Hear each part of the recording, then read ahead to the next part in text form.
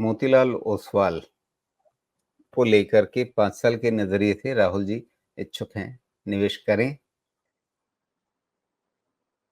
बिल्कुल देखिए 5 साल के हिसाब से ना आपको कोई भी चीज़ इकोनॉमी से लिंक करनी चाहिए। बिकॉज़ उसमें 5 साल का जो साइकिल होता है इकोनॉमी का साइकिल होता है। और जो फाइनेंशियल सर्विसेज़ एज़ सेक्टर है, वो टोटली इकोनॉमी लिंक्ड है। लेकिन 5 साल के लिए कुछ भी इन्वेस्ट करने के पहले ये भी देखिए कि फ़िलहाल वो किस पोज़ीशन पे है। अब मोतीलाल ओसवाल ₹100 से आपका ₹800 पहुँच चुका है, वैल्यूएशन तो अलग बात है, वो देखना पड़ेगा इसका। लेकिन इसने लेवल पे आके फिर 5 साल का हम देखना चाहें रिटर्न, मुझे लगता है ऐसा नहीं है कि 5 साल में रिटर्न नहीं मिलेगा, लेकिन अंडर परफॉर्मेंस के चांसेस भी हो सकते हैं। इसलिए कोई भी चीज़ आपको 5 साल के लिए अगर 5 साल, 10 साल इस तरह की चीज़ें उठानी है, फिर आपको अर्ली मूवर एडवांटेज लेना होगा, तब आपको बेटर रिटर्न मिलेगा। यहाँ पे अर्ली मूवर एडवांटेज आपके फ़ेवर में नहीं है। अभी ये मोतीलाल ओसवाल फिलहाल नेगेटिव तो नहीं कह सकते अपन इसको, है पॉज़िटिव ही। फर्दर पॉज़िटिविटी 805 के ऊपर क्लोज़ के बाद ही है, उसके पहले फर्दर पॉज़िटिविटी भी नहीं है। तो ये ऐसे सिचुएशन में नहीं है कि आप इसको यहाँ पे 5 इयर्स का डिसीज़न ले सकें। अभी आप इस पे ट्रेडिंग डिसीज़न ले सकते हैं 805 के ऊपर लॉन्ग जाने का, उसके पहले वो भी नहीं लिया जा सकता है। 5 साल का डिसीज़न लेने के लिए स्टॉक या तो स्टेबल होना चाहिए प्राइस, या कहीं न कहीं वो कंसोलिडेशन से निकलता हुआ हो, उस तरह की चीज़ें हो, तो फिर सेफ्टी नेट ज़्यादा रहेगी। कोई चीज़ 8 टाइम बढ़ चुका है और फिर हम बोलेंगे 5 साल के लिए लेंगे, नुकसान भले ना हो, लेकिन अंडर परफॉर्मेंस के चांसेस हाई रहेंगे। जी। लेकिन शोमेश, आज की तारीख में जहाँ भी अच्छे नाम होंगे, वहाँ पर आपको लगभग इसी तरह से दिखेगा कि बिल्कुल टॉप पर ना भी हों, लेकिन अगर आप पिछले 5 साल में का चार्ट देखेंगे तो हमेशा आपको लगेगा अरे ये तो 4 गुना बढ़ गया, ये तो 5 गुना बढ़ गया। अब कैसे लें, कैसे हिम्मत जुटाएँ अगले 5 साल के लिए इसमें पैसा लगाने का? लेकिन नहीं, मेहनत तो अ, करनी जि पड़ेगी। बात सही है, लेकिन अब मसला ये है कि अगर आप अच्छे नाम खोजने जाएँ तो आपको लगातार ऐसे ही चार्ट दिखेंगे। तो वैसे में क्या करें? इस समय 5 साल के लिए पैसा लगाएँ ही नहीं कहीं भी? इंतज़ार करें कि नहीं, बाज़ार ऐसा किसी पैनिक में मौका देगा, उसी समय उस तरह का पैसा लगाएँगे? नॉट अ बैड आइडिया, ये तो करना ही चाहिए। क्योंकि देखिए मार्केट अभी 2 दिन के 6 दिन जो गिरा है, उसके बाद तो बेयर मार्केट की बात शुरू हो गई, कि रुकेगा कब? थोड़े दिन पहले तो हो रहा था कि फिर बाज़ार कभी रुकेगा ही नहीं। जब मैं कहता हूँ करेक्शन इस बाज़ार का एक क्या बोलते हैं उसको, अभिन्न अंग है, जो बोलते हैं। तो ये पार्ट एंड पार्सल है गेम का, करेक्शन होता है, लेकिन हमारी प्रॉब्लम क्या है कि हमारा दिमाग हमारे कंट्रोल में नहीं रहता है जब करेक्शन होता है तो। करेक्शन शुरू हुआ नहीं कि सबकी तकलीफ शुरू हो गई कि अब मेरा क्या होगा? प्रॉब्लम ये है। तो करेक्शन में रेडी रहना चाहिए। मैं तो हर बार कहता हूँ कि करेक्शन जब शुरू हो तो पहले मन बना लीजिए क्या खरीदना है, नहीं तो छूट जाएगी चीज़। ओके, ये तो एक पॉइंट हो गया डिस्कस करने के लिए। दूसरी चीज़ ये है कि ऐसा नहीं है कि आप अभी खरीद नहीं सकते हैं, लेकिन सेक्टर कहाँ बैठना है वो ज़रूरी है ना। सेक्टर में अभी आप प्योर बैंक बोलेंगे, तो बैंक आपको अच्छे वैल्यूएशन पे मिलेंगे, जो ढंग के बैंक हैं। वहाँ पे आपका रिस्क बहुत ज़्यादा नहीं रहेगा। लेकिन अगर आप टोटली फाइनेंशियल सर्विसेज़ में जाएँगे, तो फाइनेंशियल सर्विसेज़ में अगर आप एनबीएफसी जाके ढूँढेंगे, तो आपको वहाँ पे चीज़ें बेहतर मिलेंगी।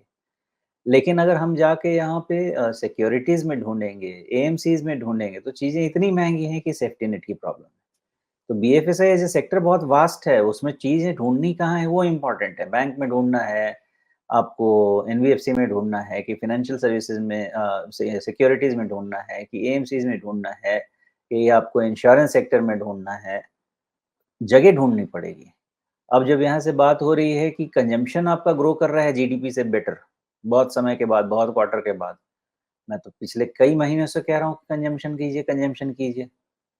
तो फिर कहाँ अपनी पोज़ीशनिंग करनी है ये बहुत ज़रूरी है। ऐसा नहीं है कि 5 साल की जगह नहीं बन रही है, बहुत जगह बन रही है।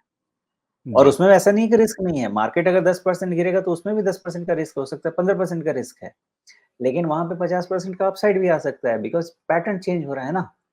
पर कैपिटा जीडीपी के कारण पैटर्न सब चीज़ का चेंज हो रहा है। तो बिल्कुल। क्वेश्चन ये है कि क्या मोतीलाल ओसवाल ही 5 साल के लिए करना है आपको?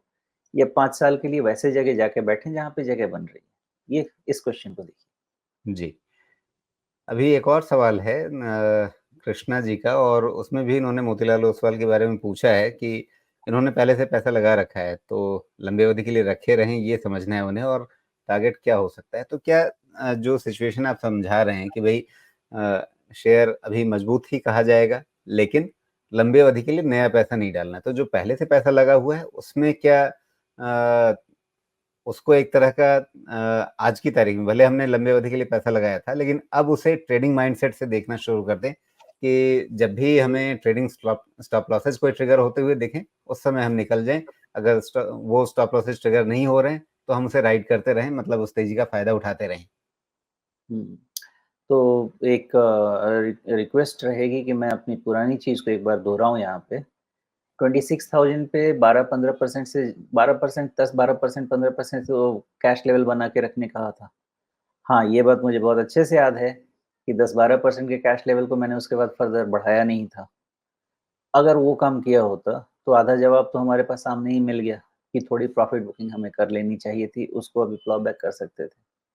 दूसरी चीज़, नहीं किया तो कोई बात नहीं है, ऐसा नहीं है कि आगे काम नहीं किया जा सकता। यहाँ से भी अगर आपके पास जो स्टॉक्स हैं जिसमें अच्छे प्रॉफ़िट्स बन रहे हैं, उसमें से 25% प्रॉफ़िट बुक करके रखने में कोई बुराई नहीं है, या 24,700 के नीचे 25% प्रॉफ़िट बुक करके रखने में कोई बुराई नहीं, उतना कर सकते हैं। लेकिन चूँकि आपने लिया है तो कुछ सोच के लिया है, कुछ एनालिसिस पे लिया है।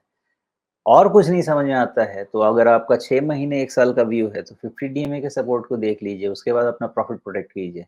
अगर आपका 5 साल का व्यू है, तो 200 डीएमए को देख लीजिए, उससे हिसाब से अपना प्रॉफ़िट प्रोटेक्ट कीजिए। बट इन बिटवीन आपको दिमाग में ये रखना होगा कि in between now and 250 DMA के जो फॉल हैं, वो आपको प्रॉफ़िट को सैक्रिफ़ाइस करना होगा। वो नहीं कर सकते हैं, तो फिर कैश लेवल अभी क्रिएट कीजिए। मेथड अप्लाई करना होगा। जी। अच्छा, एक चीज़ और, जब आप कहते हैं कि 50 डे मूविंग एवरेज को देखिए, तो आप यहीं पे देख रहे हैं 1, 2, 3, 4 कैंडल्स में 50 डे मूविंग एवरेज के साथ ये शेयर खेल रहा है। तो जब हमें 50 डे मूविंग एवरेज को देखना है इस तरह के माइंडसेट के साथ, इस तरह के एनवायरनमेंट में, तो इसमें क्या करना है? किस दिन हमें कोई एक्शन लेना है? यहाँ आपके सामने 4 कैंडल हैं। आपके सामने पहली कैंडल जो है, उसमें सिर्फ 50 डे मूविंग एवरेज को इसने छुआ, वहाँ से पलट गया। अगले दिन थोड़ा-सा उसके नीचे गया, वापस पलट गया। उसके अगले दिन फिर ठीक वहीं पे बंद हुआ है, और फिर अ, उसका जो अगला हमें उदाहरण दिख रहा है, वो ये कि वहाँ पे खुला है और उससे काफ़ी ऊपर बंद हुआ है। तो अगर हम 50 डे मूविंग एवरेज को देख रहे हैं प्रॉफ़िट बुक करने के लिए, पैसा एग्ज़िट अपॉर्च्युनिटी के रूप में इसे इस्तेमाल करने के लिए, तो हमें एक्शन कहाँ पे लेना होता है? ये एक सिर्फ़ इसके संदर्भ में नहीं, बल्कि इन जनरल एक पाठशाला वाले सवाल की तरह से, कि भई अगर हम एक एसएमए को, चाहे वो 50 हो, 200 हो, 20 हो, कोई भी हो, अगर हम उसको वॉच कर रहे हैं, तो उसके आधार पर एक्शन कब लेना होता है? नॉर्मली जो किसी भी स्टॉक के स्ट्रेंथ का बिहेवियर या वीकनेस का बिहेवियर अगर मेजर करना होता है ना, तो उसके क्लोजिंग स्ट्रेंथ या क्लोजिंग वीकनेस को देखिए। जब तक वो क्लोजिंग स्ट्रेंथ या क्लोजिंग वीकनेस क्लियर नहीं हो जाए, तब तक के डिसीजन में प्रोबेबिलिटी ऑफ सक्सेस लो रहेगा। जी, सक्सेस की प्रोबेबिलिटी हो सकती है, लेकिन प्रोबेबिलिटी ऑफ सक्सेस 70-80% चाहिए, तो क्लोजिंग स्ट्रेंथ या क्लोजिंग वीकनेस को देखिए।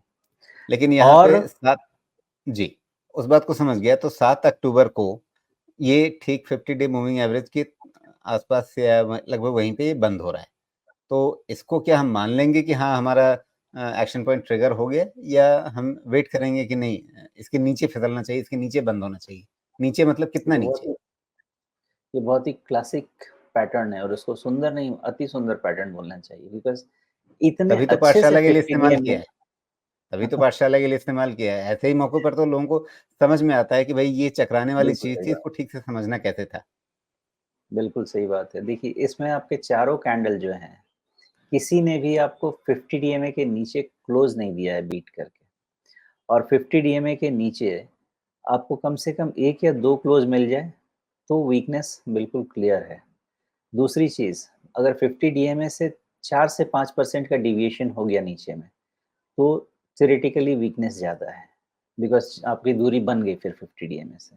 शॉर्ट कवरिंग आने के चांसेस भी रहेंगे, तो भी वो सस्टेन नहीं होने के चांसेस रहेंगे। तो कोई ना कोई एक थियरी लेके आगे बढ़ना पड़ेगा। तो ये पर्टिकुलरली जो मोतीलाल ओसवाल का आपने चार्ट लगा के रखा है, ब्यूटीफुल रिवर्सल है।